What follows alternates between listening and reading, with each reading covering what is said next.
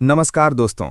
आज हम एक ऐसी अर्बन लेजेंड या कहें कि एक केस स्टडी का विश्लेषण करेंगे जो रैशनल थिंकिंग और पैरानॉर्मल एक्सपीरियंस के बीच की धुंधली रेखा पर खड़ी है। ये कहानी किसी एक इंसान की नहीं बल्कि उन सभी लोगों की है जिन्होंने उस रात NH44 से शॉर्टकट लेने की गलती की। एक सुनसान बाईपास जो करीब 15 किलोमीटर का है लेकिन आपको 40 किलोमीटर बचा देता है। फ्रेंड्स, हाईवे पर लिफ्ट मांगना एक कॉमन बात है, लेकिन इस शॉर्टकट पर रात के अंधेरे में एक अकेली लड़की का मिलना स्टैटिस्टिकली ही इम्प्रॉबेबल लगता है। केस 1, करण और अंजलि, एक मॉडर्न कपल जो घोस्ट पर यकीन नहीं करते थे।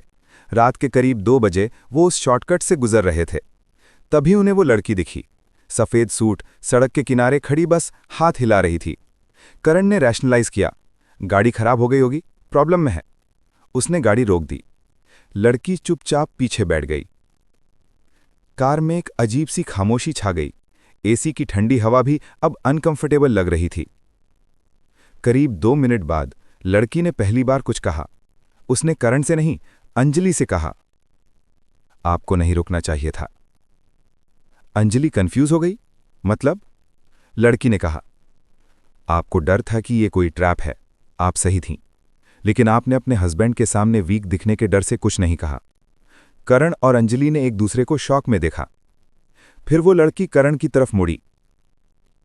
और आप हीरो बनना चाहते थे, लेकिन आपने शीशे में पेट्रोल नीडल देखी थी जो एम्प्टी के पास थी। आपने रिस्क लिया, अपनी वाइफ की सेफ्टी का भी नहीं सोचा। कमरा मतलब कार अब बर्फ जैसी ठंडी हो गई थी। करण के हाथ स्टीयरिंग पर कांप रहे थे। वो लड़की उनके कैरेक्टर, उनके थॉट्स, उनके गहरे सीक्रेट्स को एक एक करके एक्सपोज कर रही थी। तुमने अपने बॉस से झूठ बोला, तुम अपनी मां के फोन इग्नोर कर रहे हो। ये हॉरर था, साइकोलॉजिकल और रियल। करण ने घबराकर गाड़ी रोकी। उतरो, अभी उतरो। लड़की सिर्फ मुस्कुराई। जो लोग खुद इतने इम्परफेक्ट हैं, वो किसी को जज करने की हिम्मत भी कैसे करते हैं। और जैसे ही उन्होंने पलक झपकी, पिछली सीट खाली थी। वो एस्केप कर गए, लेकिन उनका रिश्ता, उनका एक दूसरे पर ट्रस्ट, वो उस रात वहीं खत्म हो गया।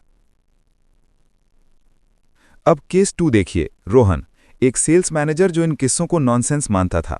उसी शॉर्टकट पर वही लड़की। रोहन ने उसे देखा। वो जानता था कि रात में सुनसान सड़क पर गाड़ी रोकना बेवकूफ़ी है।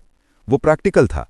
उसने गाड़ी धीमी नहीं की, लेकिन जैसे ही वो उसके पास से गुजरा, उसकी नज़रें उस लड़की की नज़रों से मिलीं। Eye contact, that was the key. लड़की ने हाथ नहीं हिलाया, वो बस उसे घूरती रही। रोहन ने रिलीफ की सांस ली और स्पीड बढ़ा दी। वो शॉर्टकट पार कर गया, वापस हाईवे पर आ गया। वो खुद पर हंसा, भूत, माय फूड। वो करीब 10 किलोमीटर आगे निकल चुका था।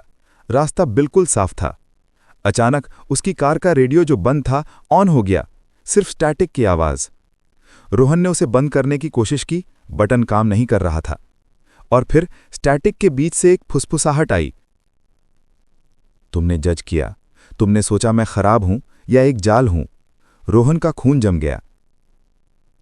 लेकिन तुमने देखा, तुमने मेरी आंखों में देखा और तुम रुके नहीं। रोहन को सामने सड़क पर कुछ दिखा। वही लड़की अब हाईवे के बीचों बीच खड़ी थी।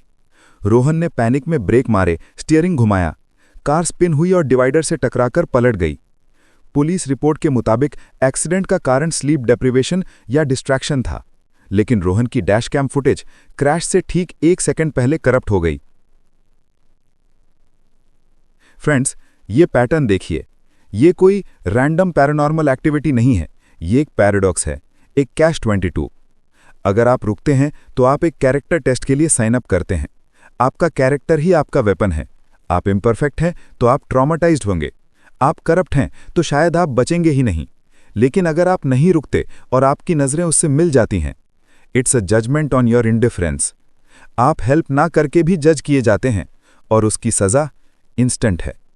लॉजिकल एक्सप्लेनेशन, शायद उस शॉर्टकट पर कोई गैस लीक होती है जो हैल्यूसिनेशंस पैदा करती है, या ये सिर्फ मास हिस्टीरिया है।